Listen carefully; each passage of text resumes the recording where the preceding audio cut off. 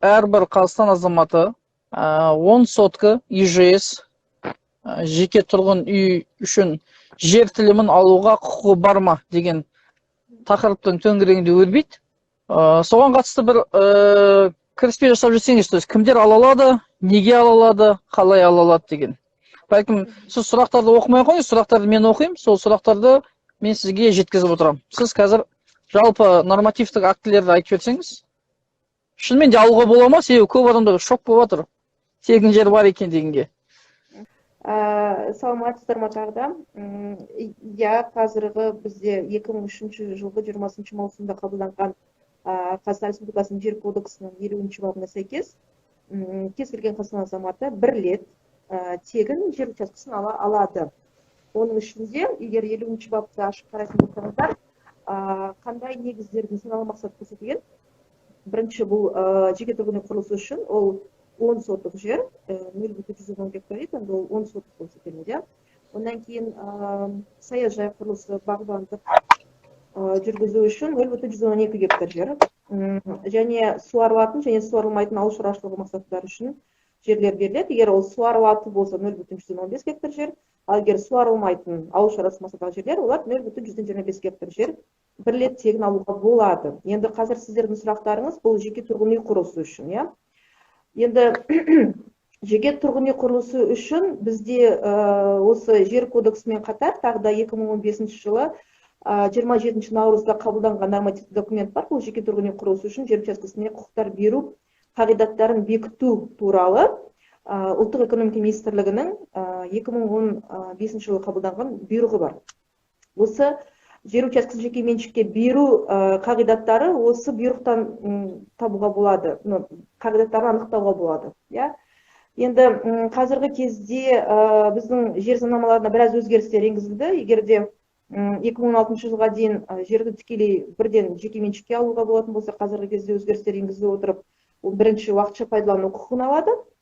Одан кейін үйді салып болғаннан кейін жаңағы акт эксплуатация дейді. Сол акт жасалғаннан кейін қайтадан өтініш беру арқылы жеке меншік құқығын алуға болады.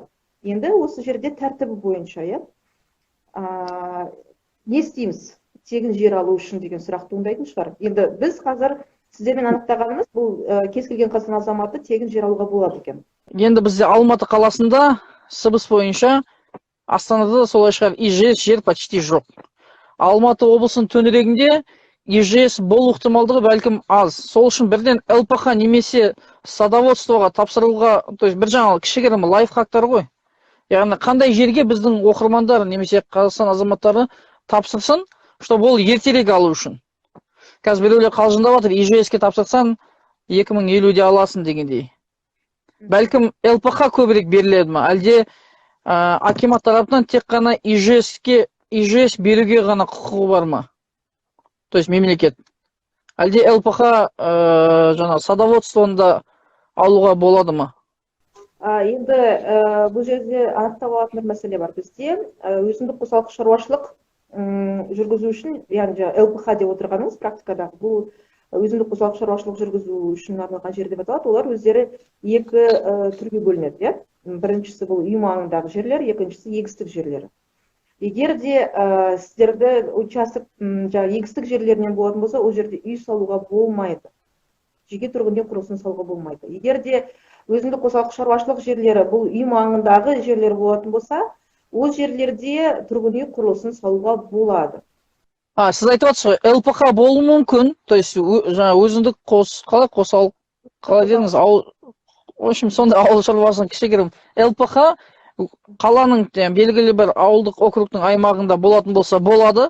Егер ол айдалада болатын болса, ол жерде ЛПХ бола тұра, яғни 15 соткалық ЛПХ бола тұра, сіз ол жерде үйіңіз салып, заңдастыра алмайсыз дейсіз ғой кейін. Өте дұрыс, өте дұрыс. Өйткені бізде жер кодексында бұлар өзіндік қосалқы шаруашылық жүргізу жерлері, егістік жерлері, олар ауыл шаруашылық мақсатының құрамына жатады. Бізде ауыл шаруашылық мақсатындағы жерлер бірнеше алқаптардан тұрады. Сол алқаптардың бірі жаңағы егістік жерлер деп аталады. Яғни ол жерлерден егер де сіздерге ЛПХ жерлер берілетін болса, лично подсобное хозяйство, ол жерде сіз үй салуға болмайды. Ол салған үйлеріңізді кейін заңдастыра алмауыңыз мүмкін. Ал эгер де үй маңындағы жерлер болатын болса, өйткені ЛПХ жерлер олар елді мекен жерлерінен де ауыл шаруашылық жерлерінен де берілуі мүмкін. Бірақ та жаңағы несін қарау керек, қандай алқаптан берілгенін қарау керек, иә. Сондықтан үй маңындағы жаңағы телімнен берілген болса, ол жерде иә дұрыс өте дұрыс үй салуға болады. Ол өзгеріс жер кодексіне енгізілді, бар. Және оны да уақытша пайдалану құқығымен аласыздар. 2016 жылы білесіздер, елде біраз өзгерістер болды. Осы жер реформасы, жер қатынастар саласында біраз өзгерістер болды. Оны сіздер менен де жақсы білесіздер. Соған байланысты жер кодексіне біраз өзгерістер енгізілді. Біріншіден. Екіншіден, қазіргі жер кезде жекеменшікке алған көп жерлер игерілмей жатқанын білесіздер. Яғни тұрғын үй құрылысы үшін алып, бірақ оны үй салмай бос жатқан жағдайлар өте көп. Сондықтан осы мәселелердің де алдын алу үшін осы жер кодексіне біраз өзгерістер енгізілді. Яғни уақытша пайдалану құқығымен беріледі. Яғни сіздер жалдау шартын жасайсыздар, уақытша пайдалану құқығына сәйкестендіру құжатын береді. Қанша жылдан бірден айтып жіберейін, ардақты ағайын. Міндетті түрде мына эфир сақталады, соңына дейін көріңіздер, себебі қалай жер алу керек туралы біз соңына таман болса да оның тәртібін, яғни не жасалу керек, оны сіздерге айтамыз. Қазір толық ақпаратпен бөлісіп жатыр. Жалпы арендаға бергенде 3, 5, 10 жыл деп бөліне ме, или белгілі бір фиксированный датасы бар ма?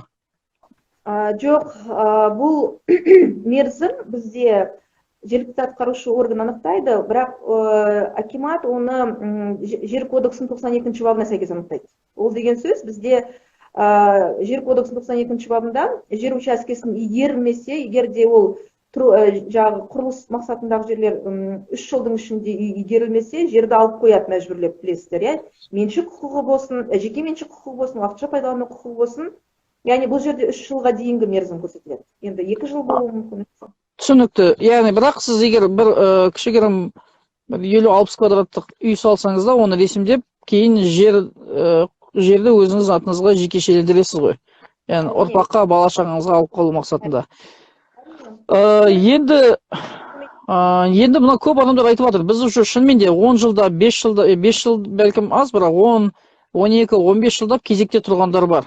Ажанхан, бұл жерде қаншалықты үміт бар халықта? Әлде үмітсіз шайтан әрине, дегенмен де күтудің бір мағынасы бар ма? Әлде жаңағы біреулер пара беріп, ақша беріп, взятка беріп, ол кезекті секіріп кетуге мүмкіндік бар ма? Қазір 21-ші ғасыр оцифровка жасалынып жатыр дейді, цифровизация дейді. ЕГОВқа кіреді, белгілі бір тізімде тұрады, там 800-ші немесе 600-ші дегендей. Ол жыл өткен сайын жылжиды ма, әлде жылжымай тұруы мүмкін ба? Жақсы, жаңағы мен айтқан документтер, яғни ұлттық экономика министрлігінің 2015 жыл 27 наурызда қабылданған бұйрығына сәйкес, және тұрғын үй құрылысы үшін жер учаскесін беру қағидаттарына сәйкес. Егер де дайын алқаптар жоқ болса, мысалы арнайы есепке алынады өтінішіңіз. Яғни жер учаскесін берудің өзінің бір процедурасы бар, мен оны тағы да тоқтаймын, бірақ та егер де дайын алқаптары жоқ болса, игерілген, яғни біз жеке тұрғын үй құрылысы үшін сіздерге жерді берген кезде, ол жерде жаңағы инженерлік коммуникациялармен жабдықталу керек, білесіздер, иә. Өйткені қазіргі кезде бізге тыйым салды, яғни инфраструктурасымен қамтамасыз етілмеген, жаңағыдай электр желісі, ауыз сумен қамтамасыз етілмеген болатын болса, бірінші алқаптар дайындап алу керек. Егер ондай дайындалған алқаптар жоқ болатын болса, сіздің өтініштеріңізді қабылдап, арнайы есепке қою керек. Сол есепке тұрған кезде, ол есеп ашық, қолжетімді, то есть сіз нешінші кезекте тұрғаныңыз барлығы бұл ашық түрде жазылған. Оның барлығы жаңағы мен айтқан норматив документте көрсетілген, сондықтан сіздерді арнайы есепке алсам, сіз өзіңіздің есептегі номеріңізді біліп отырып, соны қадағалай аласыз, нешінші кезекте алынып жатыр. Енді сыбайлас жемқорлық тәуекелдері әрине болуы мүмкін, бірақ бұл жерде сіз өтініш жазғаннан кейін, егер де сізге айтса дайын алқаптар жоқ, сізді жер комиссиясының хаттамасының негізінде есепке қойған болса, сіз оны сайттардан ашып қарап кезегіңіздің жүріп атқанын көруіңізге болады. Бұл ашық, бұны ешкім жасырын жасай алмайды, иә? Сіз оны талап етесіз. То есть бәлкім белгілі себептерге байланысты біреулердің тізімін ерте кезектен беріп қойып, сол жігіттің уақыты келген кезде бәлкім жерді жаңағыдай, қалай айтамыз енді, взятка дейміз ба, подаркаға беру мүмкін дейсіз. Ал бірақ қараптан қарап, мысалы бір 800 адам очередке тұрды, 9-шы адам келіп жатқан адам шайға жана ақша қалдыратын болса, оны 200-ші қылып істей алмайды ғой. Ол мүмкін емес, иә? Енді қазіргі кезде бізде толығымен сіз айтқанда цифрлену процесі жүретін болса, егерде ол мүмкін. Әзірше енді бізде өкінішке орай қағаз тасығыштарда да қабылдап жатады өтініштерді, иә, барлығы толығымен электронды емес. Сондықтан егер де өтініш иесі өзі қадағалап отыратын болса, бұның барлығын, әрине енді тәуекел бар, тәуекел жоқ деп айта алмаймыз, өйткені цифрланбағандықтан, әлі күнге дейін қағаз тасығыштарда жұмыс істеп жатқандықтан тәуекел бар ондай. Но менің кеңесім оны қадағалап отыру керек. Яғни қолдан келсе 3 айда бір барып тұрсын дейсіз ғой? Әлде жылда бір рет барса жете ма? Енді ол қаншалықты жерге мұқтаж, соншалықты жиі барсын дейсіз ғой? Мына жерде просто кейбір аудандардан хабарласып отыр, мысалға Батыс Қазақстан облысы айтады, енді біз тізімде болдық, 2007-де тұрғанымыз бар, 2010 тұрғанымыз бар, бірақ ол тізім кезінде қағаз бетінде жазылғаннан кейін ол тізім жоғалып кетті дейді. Форс-мажор, яғни ЧП дейміз ба? Осындай кезде ол адамдар не істей алады, кімге шағымдана алады? Немесе сол корешогын сақтап қойса, ол бір заңды күшіне ие ме, әлде әкімшіліктегі жаңағы дәптер, кітапша тізімдер сақталған, сол жоғалса бітті ма? Қазір енді әр елді мекен бойынша әртүрлі жұмыс істеп жатыр. Мысалы, кейбіреулер қазір өтініштерді тізімді сайттарға жариялап жатыр, иә? Ал егер де жаңағыдай қағаз тасығыштарда орындалған жұмыс болатын болса, егер ол жоғалатын болса, әрине ол цифрланбағандықтан оны қалпына келтіру қиын болады. Енді бұндай кезде оларға өтініш жазған кезде жаңағы неге берген шығар, хабарлама нешінші болып тұрғаны туралы, иә? Қолдарында бар шығар, сондықтан мен ойлаймын, енді бұл жерде құқық қорғау органдарына хабарласу керек шығар. Түсінікті. Және көптеген адамдардың сұрайтыны, мысалға былай. Енді бізде урбанизация деген нәрсе болып жатыр, иә? Ауылдардан қалаларға көшіп жатыр дегендей. Мысалға мен өзім Қызылордалықпын делік, Қармақшыда тұрам. Қармақшыда тұрып, бірақ мен балаларымның болашағы үшін Алматы облысын төңірегінен алғым келеді. Немесе жаңағы мына оқырмандар жазып жатыр. Астананың төңірегінен, немесе үлкен бір мегаполистердің, Шымкенттің төңірегінен алғым келеді. Ол үшін прописка болуы шарт па? Әлде кез келген адам, кез келген елді мекеннен тізімге тұрып, өзінің кезегін күте алады ма? Тағы бір сұрақ, ол тізімге тұрғаннан кейін, делік 5 жылдан кейін оның жоспары өзгерді, ол басқа бір елді мекенге көшкісі келеді, соны ауыстыра ала ма сол тізіммен, әлде қайтадан кезекке тұру керек болады ма? Бұны не үшін айтып отырық? Себебі көптеген біздің оқырмандар, енді хабарыңыз болсын, жер тізіміне тұрғаннан кейін бәлкім 5, 10, 15 жыл күтуіңіз мүмкін. Интернет нашар сияқты 5-10 жыл күтуіңіз мүмкін, және бұл тегін ғой енді. Сол үшін тұрыңыздар кезекке, ешкім нан сұрамағаннан кейін тұрып қойыңыздар. 10 жылдан кейін болса да келеді, бір бонус болып келеді сіздерге. Сол үшін жоспарлауыңыз керек. Яғни қазір сіз Алматыда тұрғыңыз келеді, бірақ бәлкім 5 жылдан кейін сіз Атырауда тұрғыңыз келеді, немесе 10 жылдан кейін сіз оңтүстік Қазақстанда тұрғыңыз келеді. Сол үшін сұралып жатыр Айжан ханым. То есть түсіндіңіз ғой сұрақты? Әлде шайып кеттім ба? Өтінішті қайда жазамын дейсіз ғой? Иә. Жер сұрау туралы өтінішті қайда жазамын деген сұрақ, иә? Бұл жерде атқарушы орган, яғни әкімге жер учаскесінің орналасқан жер бойынша жаңағы 2015 жылғы бұйрықтың екінші тармағының жаңағы 5-ші бөлігі бойынша қарайтын болсаңыздар, жер учаскесінің орналасқан жері бойынша өтініш жазасыздар, яғни өзіңіздің тұрғылықты мекен-жайыңыз бойынша. Енді әрине, сіз егерде қай жерде тұрғылықты мекен-жайыңыз қай жерде болса, және сол жерде орналасқан учаскенің орналасқан жері бойынша. Егерде мысалы үшін Қарасай ауданы Қаскелең қаласы болатын болса, участоктың орналасқан жері. Өйткені бұл жерде участокты алдын ала таңдау актісі жасалады. Сол кезде участок қай жерде орналасқан, сол жердің акиматына жазасыздар. Орналасқан жері бойынша. То есть сіздің алғыңыз келген жерге жазасыз да? Иә. Оны әрине тұрғылықты бірақ сіз өзіңіз тұрып жатқан ауылдан егов арқылы оған жер теліміне тізімге тұруға болады ғой. Әлде міндетті түрде сол акиматқа бару керек па физически? өзіңіздің тұрғылықты мекен-жайыңыз бойынша электронды веб портал арқылы да алуға болады, және қағаз тасығышта өтініш беруге болады. Немесе веб портал арқылы беруге болады. Түсінікті. Енді көп адам ойлайды, мысалы, мен де солай ойлағам негізінде. Менің атымда үй бар, Құдайға шүкір, әке-шешемнің атында үй бар. Менің атымда үй бір мал мүлік болғаннан кейін, маған жер берілмейді деген бір түсінік бар. Мен оны жақында өзіме аштым, оказывается, маған да болады екен, менің әйелім де алуға болады екен, менің әкем де алуға болады екен, менің шешем де алуға болады екен. Сол дұрыс па? Егер де 50-ші бапты мұқият оқитын болсақ, ол жерде кез келген Қазақстан азаматы бір рет тегін жер учаскесін ала алады. Ол жерде, яғни отбасынан бір адам деген сөз жоқ, иә? Не болмаса, жаңағы не жұбайы, не зайыбы деген сөз жоқ ол жерде. Яғни кез келген Қазақстан азаматы бір рет тегін жер учаскесін ала алады. Әрине, көк паспорты болса болды дейсіз ғой? Қазақстан азаматы және оралмандар. Бізде мына 2015 жылғы бұйрықта тағы да оралмандарды енгізілді. Және Қазақстан азаматтары бір рет тегін жер алуға болады. Бірақ сіз бұрын мемлекеттен тегін жер алмауыңыз керек бұған дейін. ИЖС үшін. Бірақ мынандай болуы мүмкін. Сіз ИЖС-ті алдыңыз тегін, ал мен енді бағбандық үшін, болмаса ауыл шаруашылығы жүргізу үшін ала алмаймын деген сұрақ бар. Ондайда шектеу жоқ жер кодексінде. Сіз 10 сотық жер тұрғын үй құрылысы үшін алдыңыз ба, ал бағбандық үшін де, не болмаса ауыл шаруашылығы мақсаты үшін де алуыңызға болады. Өйткені жер кодексінде ондай шектеу жоқ.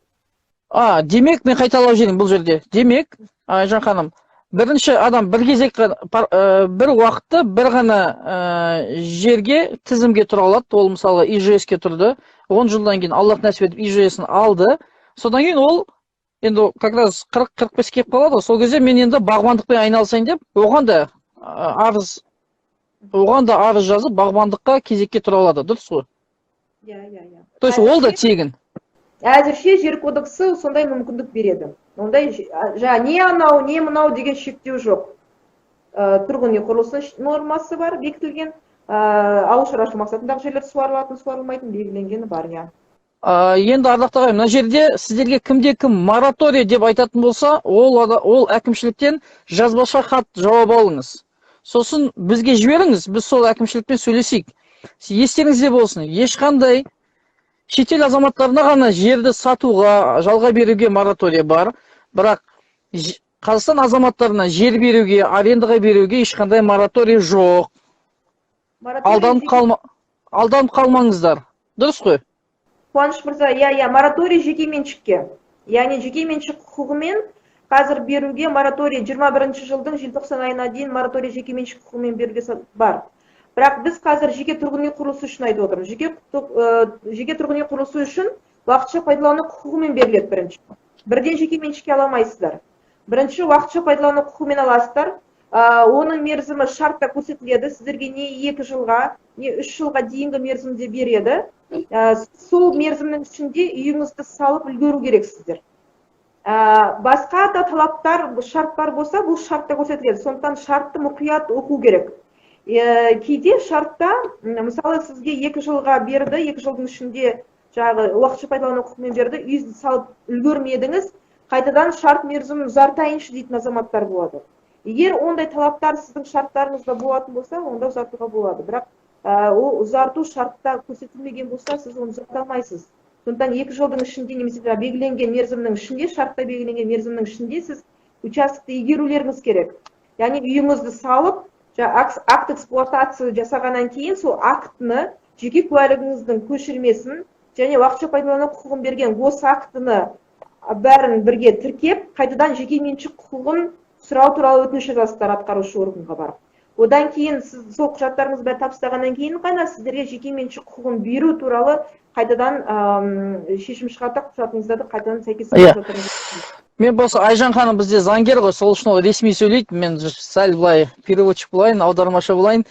Уайымдамаңыздар, барлығына жер беріледі. Енді кезекпен әрине, оны алғаннан кейін, бізге получается арендаға береді, белгілі бір уақытқа, 1 жыл, 2 жыл, 3 жыл. егер сізге шынымен де жер мұқтаждығыңыз болса, сіз оны алғаннан кейін әрине бірден кредит алсаңыз да ағайындармен асарлатып болса да бір кішігірім 50 квадраттық бір времянка болсын, үй болсын көтеріп, соны заңдастырып алсаңыз болады. То есть сізге беретін уақыт ішінде сіз үйіңізді сала аласыз. Құдай қаласа салып бітетін де шығарсыздар. Сол үшін қатты қорықпаңыздар. Көп нәрсе айтты, бірақ өте маңызды нәрсе заң шеңберінде айтты. Бейнебаян міндетті түрде сақталады. Енді негізінде Айжан ханым, бұл жерде уақыт жоқ қой, мысалға бір адам кезекке тұрды, міндетті түрде 5 жылда, 10 жылда, 15 жылда ол жер алу керек деген бір нормативті актілерде көрсетілмеген ғой.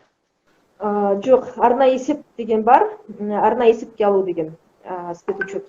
Сол есепке алады. Жаңа 6 бала сияқты ғой қазір. Ну, айтыңыздар. Ол енді участоктарды игеруге байланысты. Мен айттым ғой, егер дайын участоктар болмаса, телімдер, онда жағы жер комиссиясының қорытындысы шыққаннан кейін, оларды арнайы есепке алады. Онан кейін жер учаскесі игерілгеннен кейін, яғни акимат арнайы есепке алғаннан кейін, ол жер дайындау керек сіздерге. Яғни инфрақұрылыммен қамтамасыз етіп, жер учаскелерін, площадкаларды дайындайды. Одан кейін ол участок дайын болғаннан кейін сіздерге хабарлайды. Содан кейін сіздер қайтадан бар өтініш білдіріп, ары қарай процесс жалғасады. Түсінікті.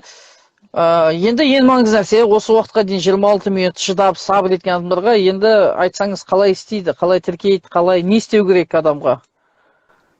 Бұл жерде енді жер учаскесін алудың бірнеше этап бар. Бірінші, бұл өте маңызды, бұл процедуралардың сақталуы. Қазіргі кезде осы процедураға байланысты, және жер учаскесін алу процедурасына байланысты біраз өзгерістер енгізілді жер кодексіне. Және менің кеңесім бұл процедураларды қатаң сақтау. Ешқандай таныс тамыр, бәке сәкеге жүгінбей, осы процедураны сақтап алсаңыздар. Өйткені қазіргі кезде жер кодексінің 43 бабына сәйкес бізде бұл атқарушы органдардың шешімін, болмаса жер комиссиясының жерді беру туралы хаттамаларды сот тәртібімен күшін жоюға негіздер бар. Сондықтан барлығын тек қана осы заң шеңберінде алуды мен сіздерге кеңес етемін. Бұл қандай процедура? Біріншіден өтініш жазасыздар.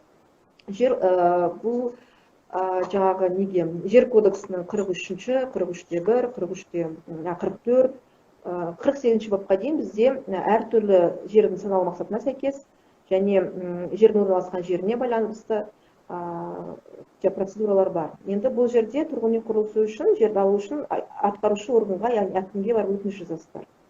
Өтініште міндетті түрде участоктың орналасқан жері, мөлшерлі көлемі және нысаналы мақсаты көрсетілу керек.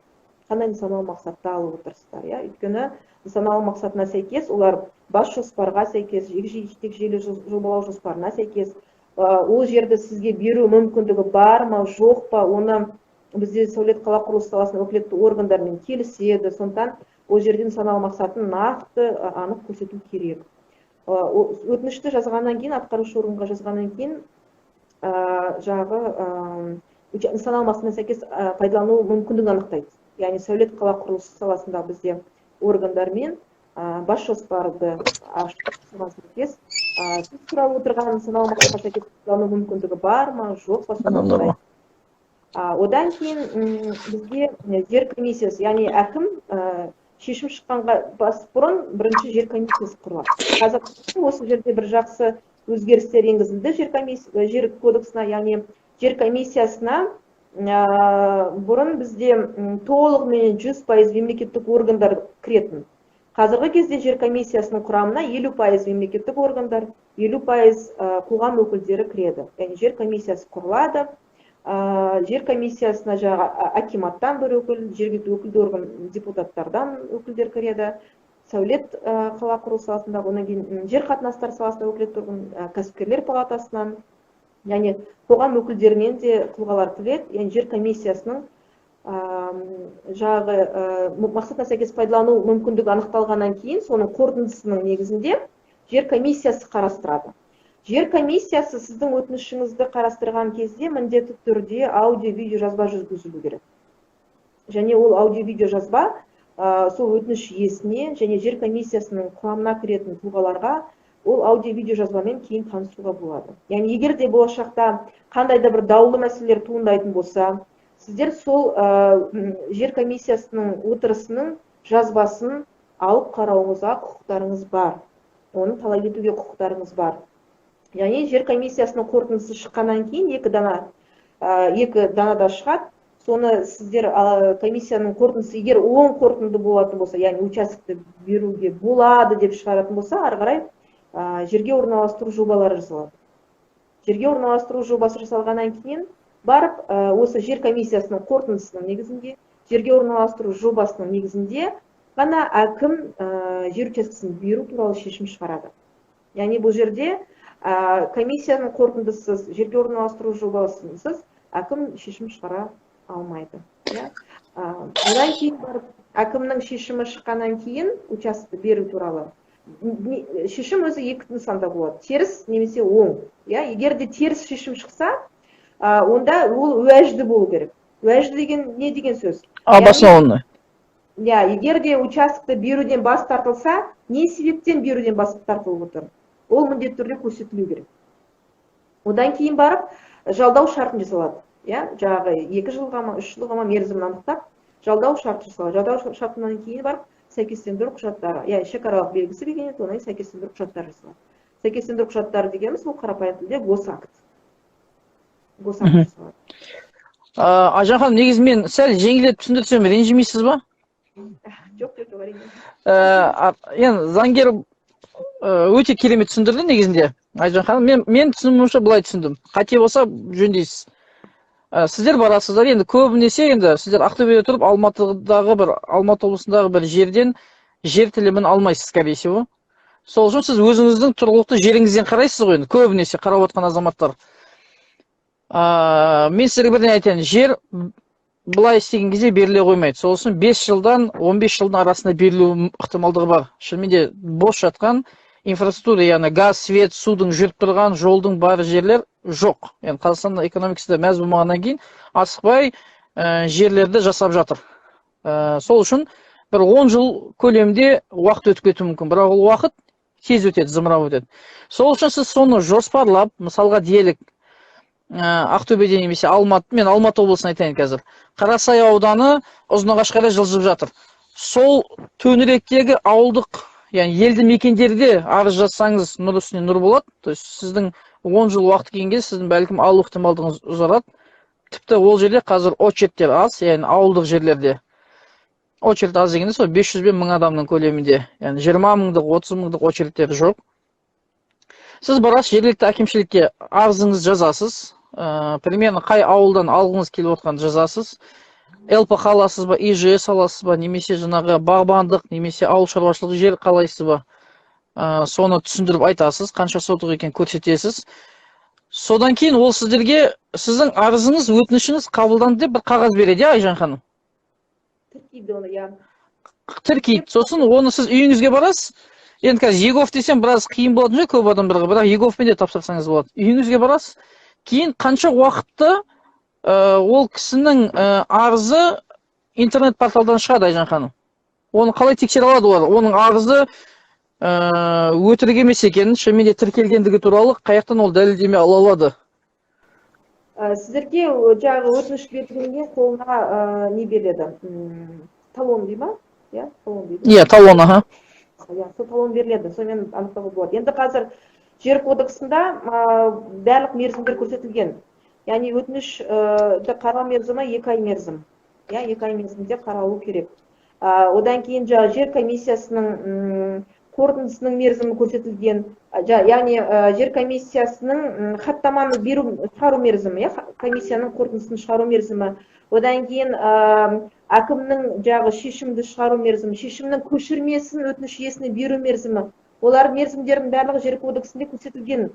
Егер ол мерзімдерді бұзатын болса, әкімшілік жауаптылық көзделген. То есть, егер бұл мерзімдер сақталмаса, өтініш иесі әкімшілік жауаптылыққа тарту туралы шағым жазуға болады. Яғни, мысалы, тапсырды, және бір ай дейікші, бір календарный месяц, бір айдың көлемінде ол ЕГОВтан өзінің тізімін көре алады ма? Нешінші очередте тұрған? Кезекке қою бұл жер комиссиясының, егер де арнайы алаңдар жоқ болатын болса, есепке қою мерзімі бұл жер комиссиясының қорытындысынан кейін қойылады кезекке. яғни жаңағы айтқан 2015 жылғы бұйрықты қарайтын болсаңыздар, қазір арнайы есепке қою деген бұл 3-ші параграфта көрсетілген. Яғни бұл жер комиссиясының қорытындысы шыққаннан кейін азаматтардың өтініштері арнайы есепке алынады, және ол жердегі кешіріңіздер.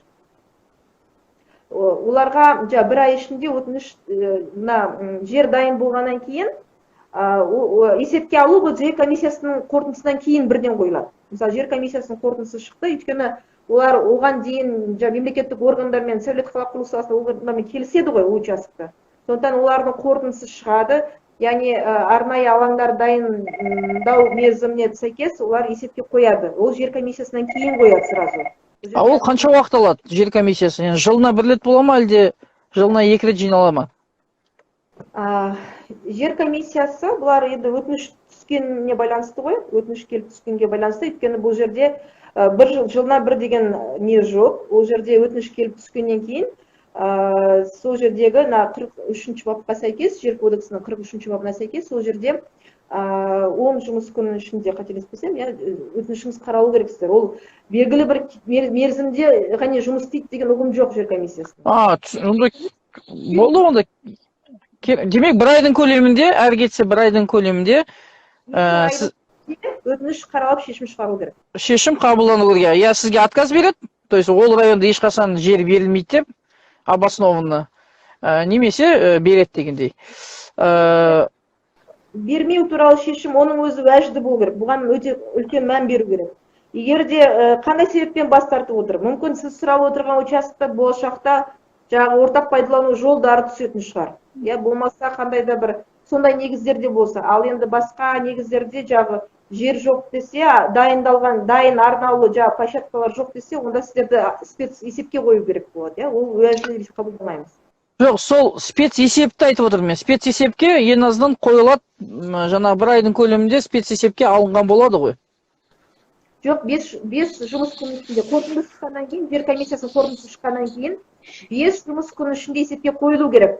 Бір ай мерзім, ол егер де жаңағы жер дайындап, площадка алаңдар дайындалады ғой, дайын болғаннан кейін сізге хабарланады ол. Хабарланғаннан кейін сіз бір айдың ішінде қайта өтініш жазасыз. Все, түсінікті, болды. Жалпы кез келген Қазақстан азаматы 18 жасқа толғаннан кейін ала алады. Жас отбасысыз ба, жасыңыз келді ма, ешқандай шектеу жоқ. Кез келген адам ала алады. Айжан ханым, көп сізге рахмет. Уақытыңызды алдық. Оқырмандарда тағы да сұрақтар болған кезде міндетті түрде жақын арада тағы да сізбен хабарласайық.